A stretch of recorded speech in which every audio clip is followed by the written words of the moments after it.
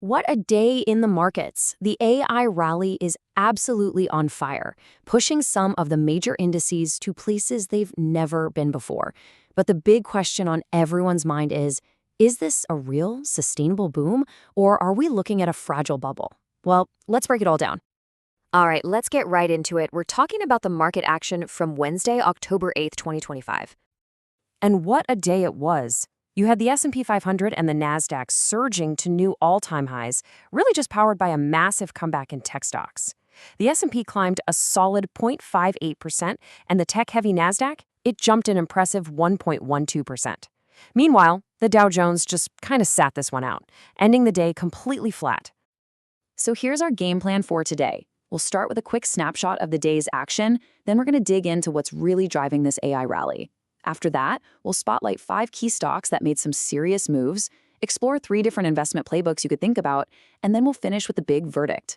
Are we in a boom or a bubble? So let's start with the big picture. What exactly happened out there today? Well, the whole day was really defined by this stunning reversal. All those fears from the day before, sparked by Oracle's cloud margin issues, they just completely evaporated. This is classic bull market behavior right here. And the rally wasn't just a handful of big names carrying the load. The market breadth was actually really strong, meaning more stocks went up than down. The technology sector, no surprise, was the clear leader, up 1.5%. And hey, even the small cap stocks in the Russell 2000 joined the party with a solid 1% gain. So if you boil the entire day down to its core, there's this real tension. On the one hand, the super positive takeaway is that this AI rally feels different. It really seems to be backed by actual, tangible earnings growth, not just hype. But then there's the negative view, that there's this complex and maybe fragile system of circular financing starting to emerge. And that could be a huge red flag for a bubble that's just waiting to pop. Okay, so let's pop the hood and see what's actually fueling this incredible rally. And this brings us right to the heart of the debate. On one side, you've got Goldman Sachs, and they're arguing this is absolutely not a bubble. They're pointing out that today's tech valuations are only about half of what they were at the peak of the dot-com craze. And crucially, they're supported by real profits. But then, on the other side, you have the Bank of England issuing a pretty stark warning, basically saying the US market is overvalued and could pose a risk to the whole system if these sky-high AI expectations come back down to earth. And then you have NVIDIA CEO Jensen Huang, who just poured gasoline on the fire with this statement. By calling this just the first innings of a massive infrastructure project, he completely reframed the whole conversation. He's not talking about a fleeting trend. He's talking about a foundational, long-term shift. He's basically telling investors, hey, the game is just getting started.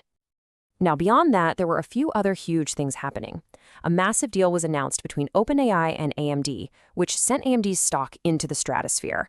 Then the minutes from the Fed's latest meeting came out, and they hinted at more monetary easing this year, which is always like music to the market's ears.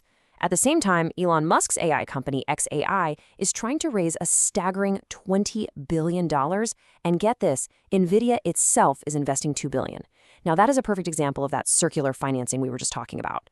And all of this happened while bond yields stayed nice and stable, which just kept a calm floor under everything. But not everyone is all in on tech. The legendary investor Ray Dalio offered a pretty strong counterpoint.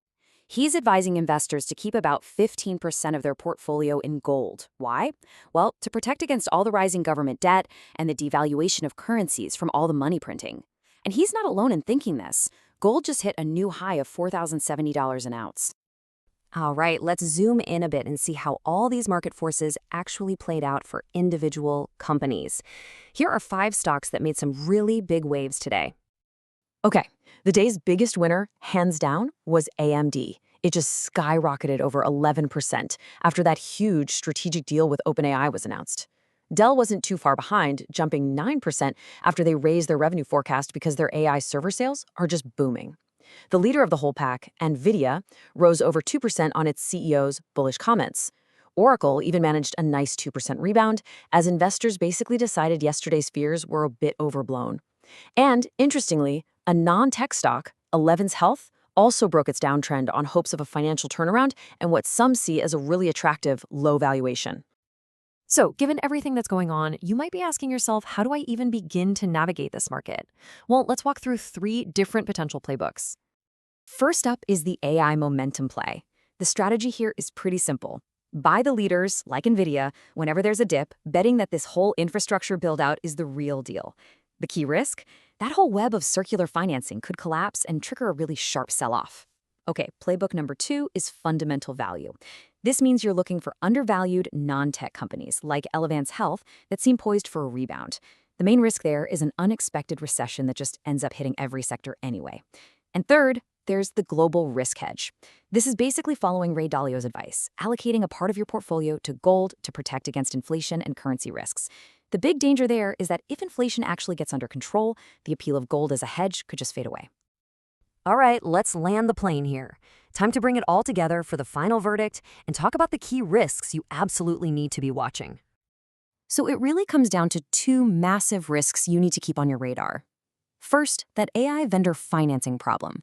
I mean, when a company like NVIDIA invests in a customer like xAI, who then probably uses that money to buy NVIDIA's chips, well, it creates a pretty fragile loop. And it feels eerily similar to the kind of vendor financing schemes that ended so badly back in the dot-com bust. Second, despite all the optimism, the risk of a real economic downturn has not gone away. A policy mistake by the Fed could still trigger a hard landing, and that would hurt pretty much every stock out there, whether it's tech or value.